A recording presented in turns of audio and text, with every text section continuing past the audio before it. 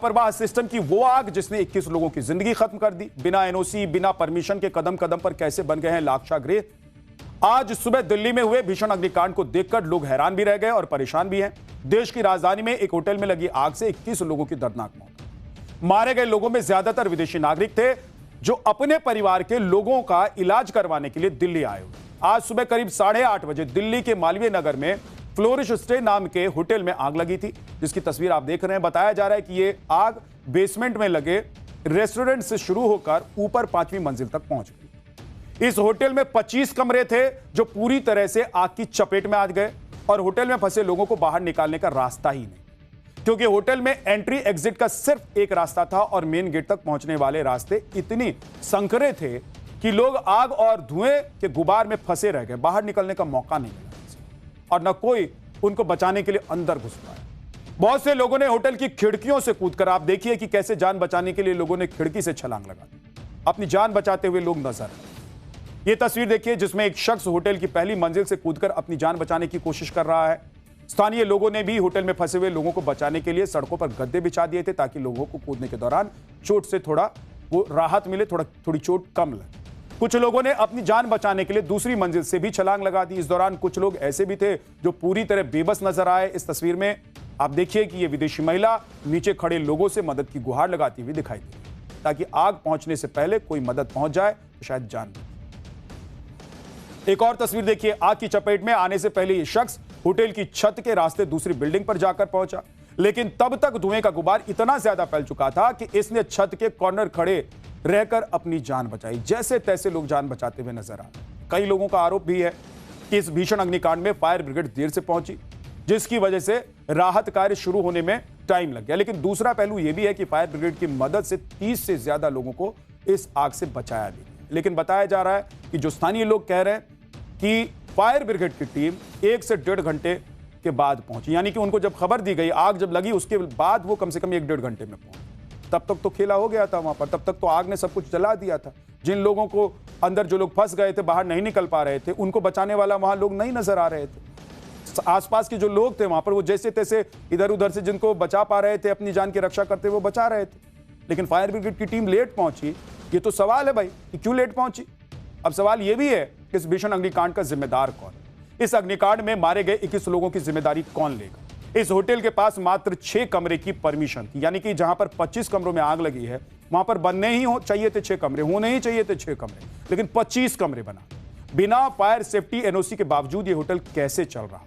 एक सवाल बड़ा ये है, और अगर एनओसी लेकर बैठा हुआ था तो ये कैसा एनओसी था जिसमें एक ही एग्जिट। कमाल है। हर बार आग लगने के बाद वही रटा रटाया जवाब मिलता है कि हाई लेवल जांच के आदेश दे दिए गए हैं, जिम्मेदार लोगों को पता लगाया जाएगा उनके बारे में, और दावा किया जाता है कि भाई उनको छोड़ा नहीं जाएगा, दोषियों को बख्शा नहीं जाएगा। जैसे आश्वासन दिए जाते हैं हर बार, वैसे इस बार भी दिए गए। लेकिन आप कभी नहीं बताया जाता है लोगों को कि पिछले हादसे से क्या सबक लिया और अगली बार कोई हादसा ना हो इसके लिए क्या एक्शन लिया जाए। दरअसल ऐसा इसलिए होता है क्योंकि सिस्टम ये अच्छी तरह से जानता है कि लोगों की याददाश्त कमजोर होती है और थोड़े दिन के बाद सब कुछ भूल जाते हैं। आगे बढ़ने से पहले आपको इस दिल्ली अग्निकांड के सारे फैक्ट्स बताता हुआ चलता हूं। यह हादसा साउथ दिल्ली के मालवीय नगर इलाके में एक होटल में हुआ है। इस होटल का नाम फ्लोरिश स्टे B&B है। इसके ग्राउंड और बेसमेंट फ्लोर पर लेमन ग्रीन नाम का रेस्टोरेंट था जहां से आग की शुरुआत हुई। होटल में वेंटिलेशन की कमी थी, इसलिए पूरी इमारत में धुआं भर गया, जिससे ज्यादातर लोगों की मौत दम घुटने से हुई। इस हादसे में 21 लोगों की मौत हो गई है, जिसमें 17 लोग विदेशी नागरिक। ये ज्यादातर लोग अफ्रीकी देशों के हैं। इस अग्निकांड में करीब 40 लोगों को रेस्क्यू किया गया, जिसमें कई घायलों का इलाज मैक्स के साकेत और एम्स में चल रहा है। सबसे हैरानी की बात तो यह है कि इस होटल के पास फायर एनओसी भी नहीं था और शुरुआती जांच में पता चला है कि फायर सेफ्टी उपकरणों की भारी कमी पाई गई, लेकिन इसके बावजूद इस होटल को निर्माण की परमिशन मिल गई। ये होटल है जो कि अब पूरी तरीके से आग के लपटों से घिरने के बाद राख में तब्दील हो चुका है, लेकिन अपने साथ कई सवालों को समेटे हुए है। 21 लोगों की यहाँ पर जान गई। आप सोचिए 21 लोग, मौत के लिए कौन जिम्मेदार है, ये सवाल है। क्योंकि जो होटल है जिसका आप नाम देख रहे हैं मिकासा एंड रूम्स अवेलेबल, यहाँ पर जो लोग पहुंचे उनकी जान चली गई।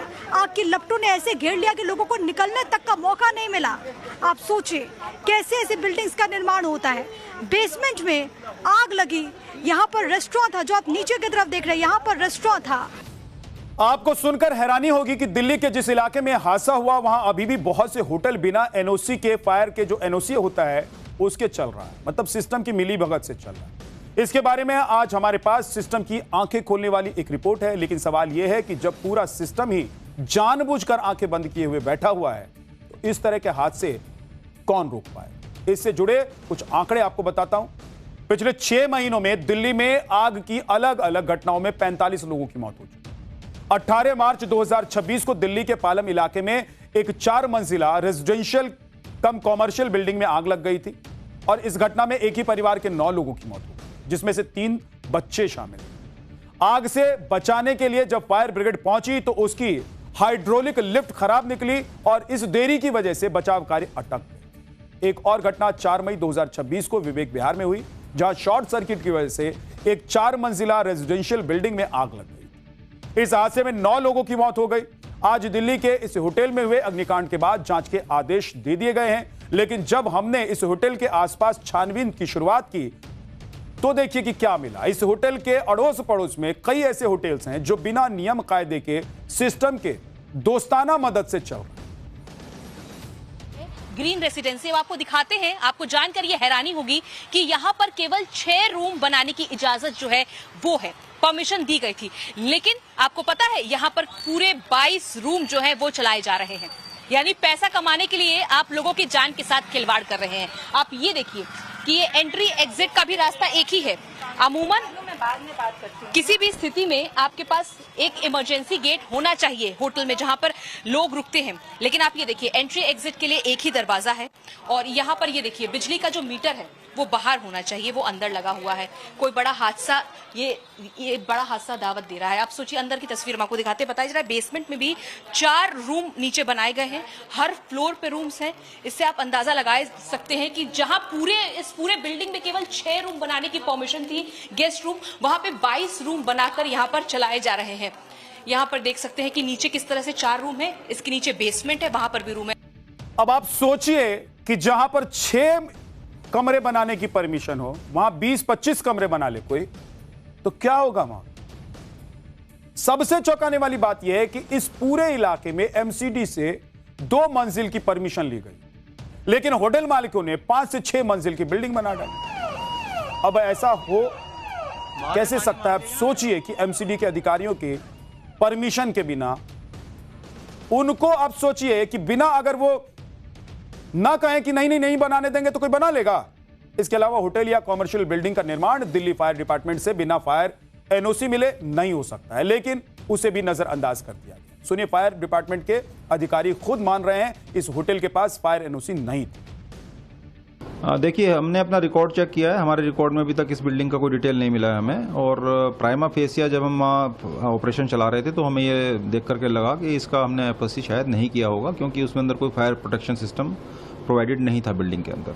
कोई भी बिल्डिंग जिसको एनओसी चाहिए वो जो है या लाइसेंस लेता है, कोई कमर्शियल एक्टिविटी रन करता है, तो जिस डिपार्टमेंट उसको जो लाइसेंस देता है वो हमारे पास भेजता है। देखिए, ये बिल्डिंग अथॉरिटी के पैरामीटर्स हैं जो सारे वायलेशन में थे। अनऑथराइज कंस्ट्रक्शन, 5 मंजिल बनाना, इसके लिए आज माननीय मंत्री जी मौके पर थे और उन्होंने जो कंसर्न डीसी हैं, कंसर्न एसडीएम हैं, डीडीएम में वाले भी लोग थे वहाँ, सबको उन्होंने निर्देशित किया है कि शाम तक उस पूरे जुरिडिक्शन के एरिया के आसपास की सारी बिल्डिंगों का इंस्पेक्शन करेंगे और शाम तक वो मंत्री जी को रिपोर्ट देंगे और एक्शन।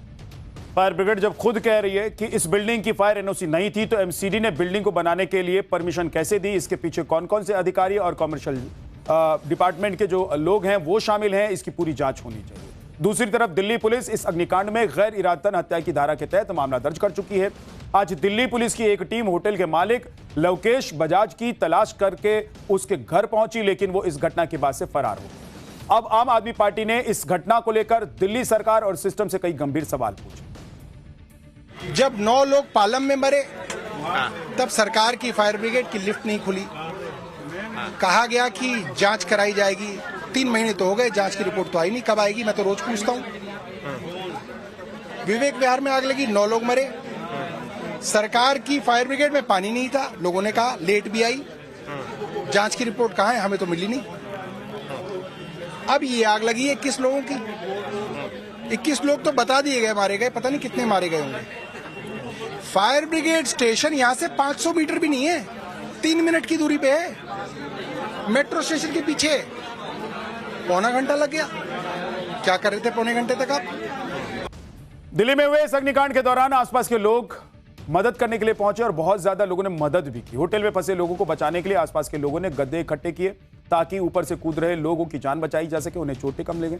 इस दौरान कई लोग अपनी जान पर खेलकर होटल के अंदर भी घुसने की कोशिश करते हुए दिखाई दिए और कई लोगों की उन्होंने जान भी बचाई।